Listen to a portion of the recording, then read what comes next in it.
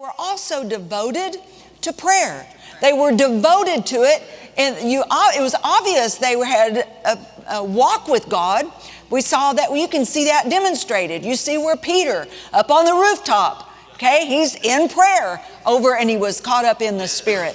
But there's also that place of corporate prayer, and in the place of corporate prayer, of course, we want to say, well, things change. But how do things change? So that's a little bit of what I'm going to tell you tonight, because this prayer time tonight is not about only a single situation. But I'm here tonight to put out to you. I have so many of our EMIC prayer leaders here, much of our EMIC people and staff. So the impetus for this meeting and this time of prayer, and I believe I can do this very quickly. Most of you have heard about it or you wouldn't be here. Those of you watching online may or may not have heard. So I'm just going to hit a few highlights. This is concerning H.R. 5, which I became aware of just this weekend. Maybe a little bit behind the eight ball on finding out, but only learned of it this Saturday.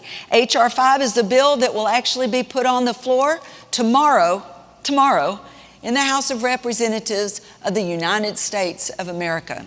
So I want you to think about how high-reaching. That means then that there are people who have sponsored this, that believe in this, but the fact is they represent a lot more than just themselves. There are people who said, I trust you to represent me.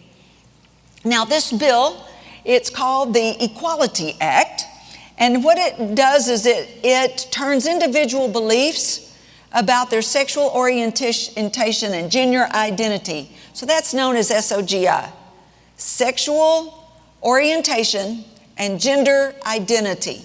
You know, it's become so broad now. You don't say homosexuality or lesbian or gay or in fact, at some point I had heard there was over 100. I don't know how that can be. Some sort of idea of 100 different gender identities. I know I don't get it, but there it is.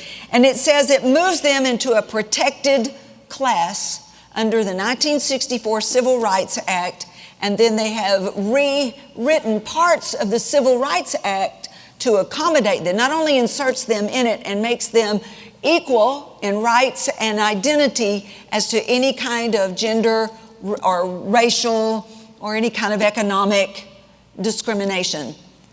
Okay, but here's what it does.